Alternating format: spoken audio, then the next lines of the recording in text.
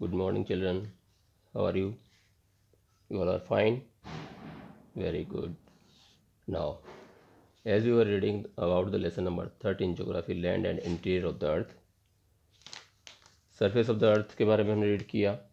उसमें land surface और watery surface के बारे में हमने रीड किया था. 29% land and remaining 71% watery planet. इसके बाद में हमने पढ़ा इंटीरियर ऑफ द अर्थ के बारे में, क्या क्या है पृथ्वी के अंदर.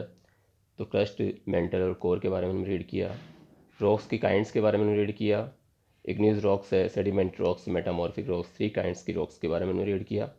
मिनरल्स के बारे में रीड किया. मिनरल्स में 2 तरह के मिनरल्स होते हैं, एक मेटलिक मिनरल, दूसरा नॉन मेटलिक मिनरल.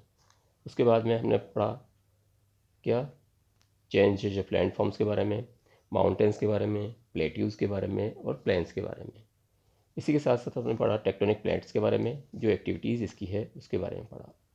कल हमने रीड किया था आपका अर्थक्वेक के बारे में. अर्थक्वेक कैसे आता है और किस तरह से इसकी क्या संभावना, क्यों कौन से एरियाज़ में होता है, फोकस किसको बोलते हैं, एपिसेंटर किसको बोला जाता है. सिस्मोग्राफ के माध्यम से इसका इंस्ट्रूमेंट जो है वाइब्रेशन वगैरह मेजरमेंट पॉसिबल है. इसी के साथ साथ रिएक्टर स्केल से हम अर्थक्वेक की जो कैपेसिटी है या मैग्नीट्यूड है इसका, उसको मेजरमेंट किया जा सकता है. ये इसके बारे में हम रीड किया. Now we will read today about volcanoes. Volcanoes जानते हो? वोल्केनोज कहलाता है ज्वालामुखी. ज्वालामुखी किसको कहते हैं? जो पृथ्वी से उठ कर के जो आग के अंगारे, एशेज, आपके लिक्विड फॉर्म में सारी चीज़ें ज़मीन में से जो निकलती रहती है, ज़मीन में जो कुछ दबा हुआ है गर्मी के कारण वो पिघला हुआ है, और जब गैसेस वगैरह अनलिमिटेड हो जाती है तो वो प्रेशराइज करती हैं ऊपर की तरफ निकलने के लिए. वही गैसेस ऊपर जब निकलती हैं तो वो ज्वालामुखी के शेप में दिखा जाता है. आपके घरों में दिवाली के दिनों में आप लोग अनार का यूज करते हैं. अनार आपने देखा होगा, अनार जब निकलता है तो चिंगारियाँ ऊपर निकलती है.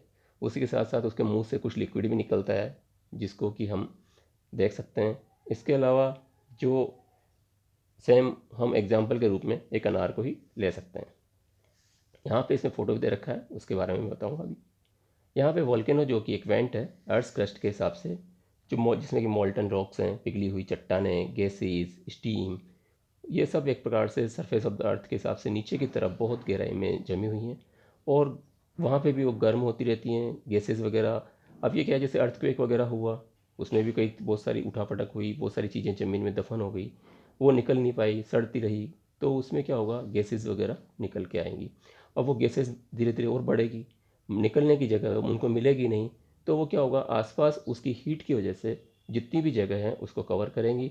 और इसी के साथ साथ वो क्या करेगी, जितना एरिया है उसमें से निकलने का प्रयास करेगी, थोड़ा बहुत हल्का फुल्का कहीं कहीं बढ़ाती रहेगी, गैसेस की अपनी जो प्रेशराइज करती रहेगी. यही वोल्केनो बाहर निकल करके वोल्केनिक इरप्शंस के रूप में जाना जाता है. और ये माउंटेन्स वगैरह के रूप में भी निकल के आते हैं. कई बार चट्टानें हैं, कई मेटल्स हैं, कई चीज़ें हैं नीचे ज़मीन में दफन, जो धीरे धीरे मेल्ट होती है और बाद में वो लावा की फॉर्म में, स्टीम की फॉर्म में, एशेज़ की फॉर्म में ये सब बाहर निकलती हैं. इसको यहाँ शाफ्ट या वेंट के रूप में भी जाना जाता है. ठीक है. जो केप शेप्ड माउथ होता है शाफ्ट का, इसी को क्रेटर कहा जाता है. आपको जैसे कि दिखाई दे रहा हो, अगर इस तरह से हम देख सकते हैं यहाँ पे, जैसे ये एक हम अनार का शेप ले सकते हैं, घरों पे दिवाली के दिनों में हम चलाते हैं. सबसे ऊपर वाला जो हिस्सा होता है उसका, जहाँ से कि मटेरियल निकलता है, क्योंकि इसमें गैसेस भी निकलेगी, क्योंकि नीचे वाले जो इलाके हैं जितने भी, वहाँ पे क्या होता है, मागमा चैम्बर के नाम से जाना जाता है इसको, क्योंकि नीचे दफन है, कई गैसेस वगैरह निकलती हैं, कई यहाँ पे बहुत सारी चीज़ मेल्ट होकर के पिघली हुई है, और ये पिघली हुई चीज़ें जो बाहर निकलने का प्रयास में रहती हैं, या और दूसरी जो गैसेज हैं वो अपना एरिया कवर करने के हिसाब से और अधिक बढ़ाने का प्रयास करती हैं. तो ये आपका मैग्मा चैम्बर होता है. यहाँ से निकलती है ऊपर की तरफ, और जहाँ से मुंह खुलता है ये कहलाता है आपका क्रेटर. ठीक है. ये क्रेटर बीच वाला जो पाइप जहाँ से निकलती है, कोई किसी ने बनाया हुआ नहीं है, सेल्फ अपने आप बन जाती है, ऊपर की तरफ प्रेशराइज करती रहती है, और इससे पाइप या नेक इसको कहा जाता है. इसी के साथ यहाँ से जो लावा निकलता है, ये लावा निकलता रहता है कभी, क्योंकि प्रेशराइज होती रहती है, एक ही टाइम सारा निकलेगा नहीं. अपने पास अनार होता है, उसमें से सारा एक बार में जल करके चिंगारियाँ निकल के बाहर फ्री हो जाती है, लेकिन इसमें ऐसा नहीं होता. यहाँ पे निकलता रहता है लावा, अलग अलग शेप में, अलग अलग कलर में, तो वो जमता रहता है धीरे धीरे, और लिक्विड पोजीशन में आगे बढ़ता रहता है. इसी से कई जगह हम देखते हैं कि यहाँ पे लेक्स वगैरह बन जाती हैं, क्योंकि लावा जमता रहता है, कई जगह निकल पाए, कई ऊंचाई होगी थोड़ी बहुत आगे पीछे, तो कई लिक्विड फॉर्म में निकलता है, तो ये आगे बढ़ता रहता है, और इस वजह से यहाँ पे आपको यहाँ क्रेटर लेक भी देखने को मिलेगी, क्योंकि ये भी इसी का फॉर्म बनती है। जो ज़मीन में से जो निकलता है नीचे से, वो ऐश है, राख है, गैस क्लाउड बनता है, बहुत सारी चीज़ें ऊपर की तरफ बढ़ जाती है। इसी के साथ साथ हम देखते हैं फिशर या क्रैक्स भी होते हैं अर्थ के सरफेस में, जो अर्थक्वेक्स वगैरह के हिसाब से भी देखा जा सकता है। वोल्केनिक रॉक वगैरह भी हो सकती हैं, जो फर्टाइल सोइल वगैरह के रूप में बाद में बहुत दूर वाली पोजीशन है, तो वहाँ पे भी मैदान भी बन जाते हैं। तो ये सब, लेकिन वो मैदान सब मिट्टी जमने के साथ साथ बनते रहते हैं। तो ये पत्थर की शेप में अलग अलग शेप आकृति हम देखते हैं। आप अपने घर आसपास जिस जगह देखोगे मार्बल वगैरह निकलते हैं, वो सारी चीज़ें अलग अलग शेप में निकलती हैं, अलग अलग डिज़ाइन में निकलती है। पत्थर होता है तो वो भी अलग अलग शेप में और अलग अलग डिज़ाइन में निकलता है। उसका कारण क्या है कि अलग अलग टाइम से वो सारी चीज़ें बाहर आती रहती हैं। यहाँ पे जो लिक्विड है वोल्केनो का, हम देखते हैं कि ये बाकी बचा हुआ सरफेस ऑफ द अर्थ के हिसाब से इसको मैग्मा कहा जाता है, लेकिन जो ये मैग्मा ऊंची तरफ उठता है सरफेस ऑफ द अर्थ से और इसको लावा के रूप में बाहर निकलता है, ये लावा कहलाता है। ये मैग्मा लिक्विड फॉर्म में गैसेज वगैरह सब मिक्सचर है। इसके बाद में प्रेशराइज करता है, ऊपर निकलता है। ऊपर निकलने के साथ ही इसमें बहुत सारी चीज़ें मिक्सअप होती हैं और ये सारी चीज़ें आपको देखने को मिल जाती हैं। तो लावा एक प्रकार से अफेक्टेड है विस्कोसिटी पोजीशन। इसमें विस्कोसिटी में ये है कि यहाँ पे स्टिकीनेस है, चिपचिपापन। आपने कभी देखा होगा हमारे यहाँ शरबत भी होता है, वो भी थोड़ा चिपचिपापन होता है, लेकिन शरबत की जगह अगर हम हनी को लें तो उसमें क्या होगा, चिपचिपापन ज़्यादा होगा। अगर आप उसको लिक्विड फॉर्म में देखेंगे, हनी शहद एक जगह से नीचे गिराने पर जो उसकी धार बनेगी, या धीरे धीरे बहुत स्लो प्रोसेस होगा जो कि आगे बढ़ने का रहेगा। लेकिन अगर मान लो यही हमारे चाहे दूध या पानी हो, गिरा हुआ हो, तो फटाफट बेक करके निकल जाएगा। ये एक प्रकार से इसकी विस्कोसिटी के रूप में जानी जाती है। ये पावर ऑफ स्टिकीनेस कहा जाता है इसमें। ठीक है, चिपचिपापन या एक प्रकार से तरलता के बारे में हम कह सकते हैं, लिक्विडनेस इसको बोला जा सकता है। यहाँ पे अमाउंट जो सिलिका का है, हार्ड स्टोन या वाटर जो मैग्मा का होता है, ग्रेट इम्पैक्ट होता है इसका विस्कोसिटी के लिए, लावा के लिए।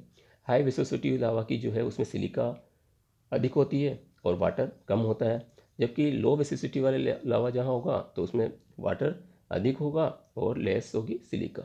ठीक है, तो ये इसकी ध्यान रखने वाली बातें हैं, इसको ध्यान रखना, अंडरलाइन कर लो इसको।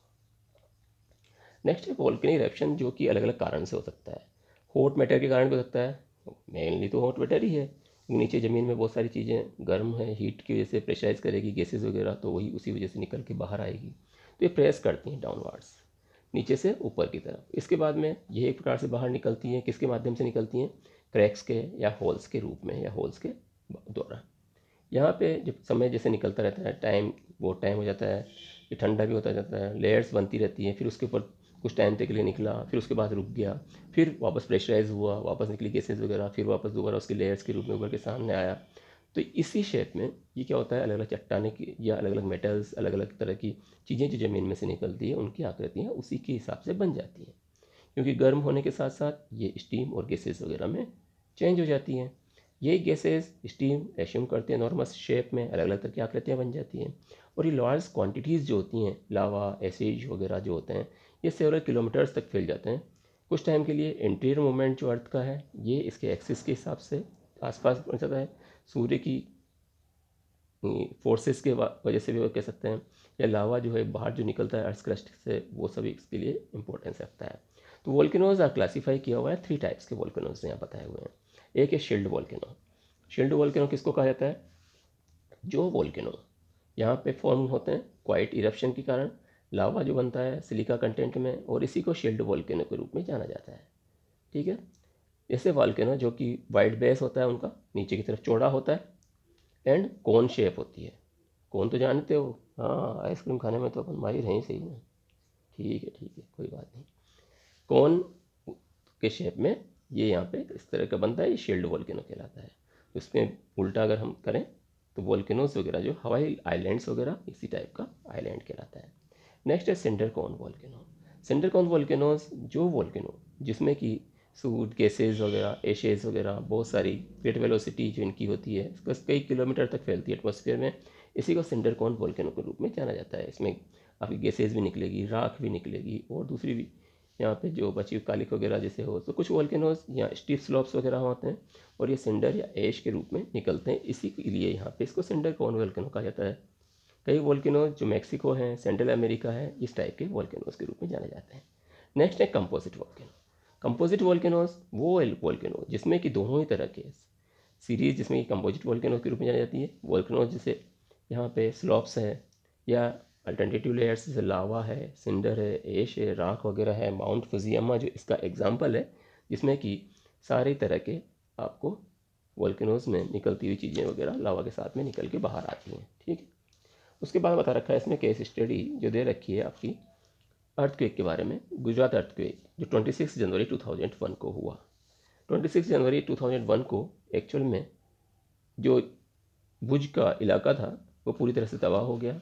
वहाँ पे बहुत ज़्यादा नुकसान हुआ जान माल का। इसका बताया हुआ है कि हमारा जो इंडिया का जो पार्ट था भुज, यहाँ पे सबसे ज़्यादा तबाही हुई। यहाँ कई बिल्डिंग्स गिर गई, कई ब्रिजेज़ नीचे गिर गए, कई रोड्स डैमेज हो गए और यहाँ तक जो देखा गया इनकी स्थिति वो बहुत ही विकट भयानक स्थिति थी। ये एस्टिमेट किया हुआ है लगभग 13 लाख पीपल इसमें मारे गए, लगभग 1.67 लाख इसमें इंजर्ड हुए, लगभग 7.8 लैक्स उनमें हाउसेस थे जो डिस्ट्रॉय हो गए और बड़ी संख्या में 3.4 लाख बिल्डिंग्स वगैरह यहाँ ख़त्म हो गई, डैमेज हो गई।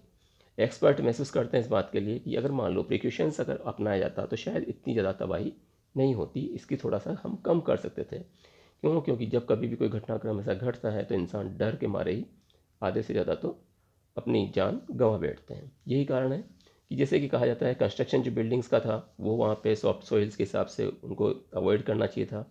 ये ध्यान रखना चाहिए फाउंडेशन वगैरह मजबूत होनी चाहिए थी, सीमेंट और कंक्रीट के माध्यम से अच्छी ऐसी होनी चाहिए थी कि अगर मान लो मूवमेंट भी हो तो वो शेकिंग वगैरह के माध्यम से नहीं गिरे। दूसरी बिल्डिंग्स वगैरह चाहिए था कि सपोर्ट करें उनको आयरन पिलर्स के माध्यम से बीम की बना करके, ताकि अगर वो शॉक प्रूफ हों, अगर कभी झटके लगे तो वो आराम से महसूस कर सकें। इसी के साथ साथ यहाँ पे ये भी देखा गया कि बिल्डिंग्स वगैरह जो कंस्ट्रक्ट की जानी थी सुपरवाइजन के हिसाब से ट्रेंड या अच्छे इंजीनियरों के माध्यम से उसके द्वारा की जानी चाहिए। इसके साथ साथ ही ये सारी चीज़ें देखने को मिली। तो बिल्डिंग्स वगैरह स्ट्रक्चरली पोजिशन के हिसाब से ये सब अर्थक्वेक की कंडीशंस को कम किया जा सकता था।